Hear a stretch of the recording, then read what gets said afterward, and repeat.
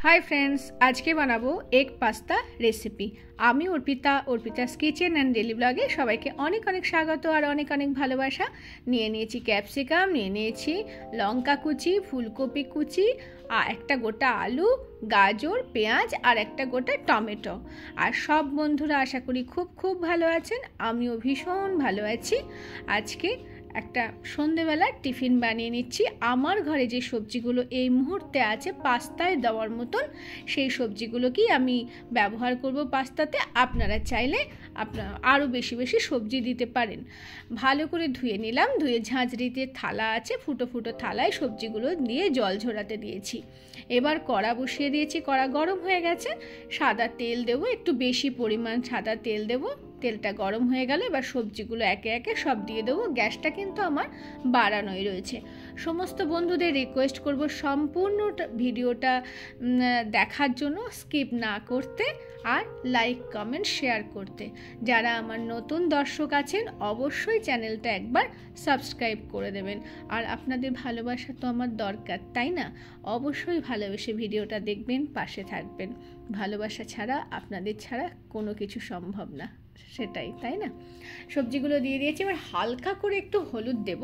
আমি হলুদটা খুব একটা ইউজ করি না, তবু মনে হলো আজকে একটুখানি দিই, তাহলে কি হবে, ফুলকপি যে ভাজবো একটুখানি লাল লাল ব্যাপারটা আসবে। আপনারা চাইলে নাও দিতে পারেন, আমি দিই না, আজকেই একটুখানি দিলাম। গ্যাসটা কিন্তু আমার বাড়ানো আছে, কারণ গ্যাস কমালে না এটা সেদ্ধ হয়ে যাবে। জল বসিয়ে দিয়েছি পাস্তা সেদ্ধ করে নেওয়ার জন্যে। জলটা গরম হয়ে গেছে। এবার পরিমাণ মতন পাস্তাটা দিয়ে যতক্ষণ না পাস্তাটা সেদ্ধ হবে ততক্ষণ ফোটাতে থাকবো।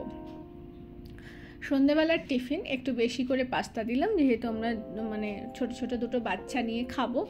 আর অন্য কোনো মশলা আমি ইউজ করি না, কখনোই করি না। ঘরোয়া যে খাবারগুলো বানাই ঘরোয়া মশলা দিয়েই বানাই।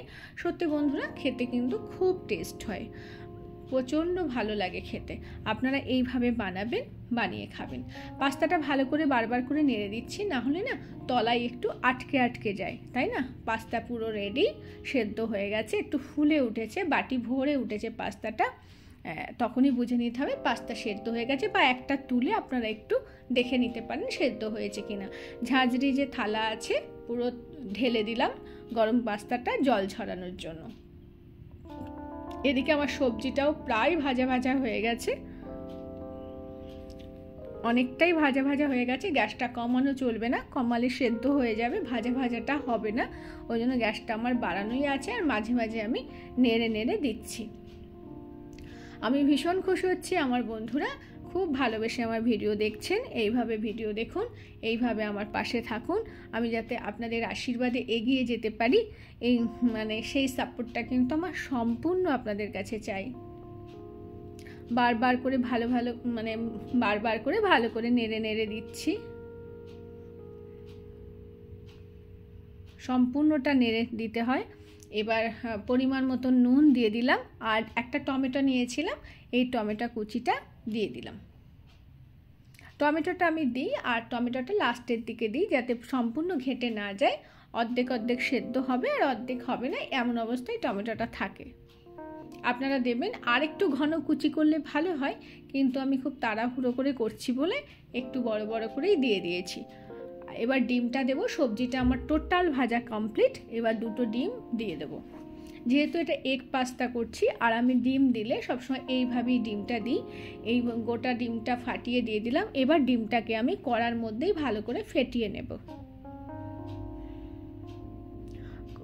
না ফেটিয়ে নিলে ডিম কুসুমটা আলাদা আর সাদা অংশটা আলাদা আলাদাভাবে হবে, সেটা ভালো লাগবে না। সুন্দরভাবে ফেটিয়ে নিলে নুন মশলাটাও ঢুকবে, লঙ্কার ঝালটাও ডিমের মধ্যে ঢুকবে, আর ডিমটা অনেকগুলো কুচি কুচি হবে, দেখতেও ভালো লাগবে, খেতেও সুস্বাদু হবে। আর ডিম দিয়ে পাস্তা সবজি দিয়ে, এতগুলো সবজি দিয়ে খুব হেলদি হয় এটা, বাচ্চাদের জন্য খুব ভালো। আমি কিন্তু খুব একটা মশলা একদমই ইউজ করি না, যেহেতু বাচ্চারা খায় সেই কারণে। পুরো সম্পূর্ণটা নাড়াচাড়া করতে হবে বেশ অনেকক্ষণ ধরে, তবে কিন্তু বন্ধুরা ডিমটা ভালোভাবে ভাজা হবে। আমার পুরো ডিমটা ভাজা ভাজা হয়ে গেছে, দেখুন এখন ছোট্ট ছোট্ট ছোট ছোট ডিমের কুচি কুচি হয়ে গেছে চারিদিকে। এইবার পাস্তাটা ওপর দিয়ে দেবো সম্পূর্ণ পাস্তাটা আমি দিয়ে দিয়েছি। এবার ভালো করে, গ্যাসটা কিন্তু আমার এখনও বাড়ানো আছে, আমি এই পাস্তাটা রান্না করার সময় গ্যাসটা কিন্তু একটু কমাইনি, সম্পূর্ণ বাড়িয়ে করছি।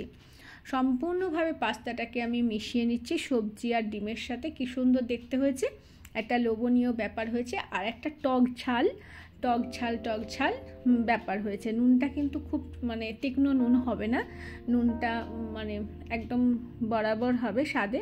তীক্ষ্ণ নুন একদমই ভালো লাগবে না। ভালো করে ঘুরিয়ে এটাকে মিশিয়ে নেব।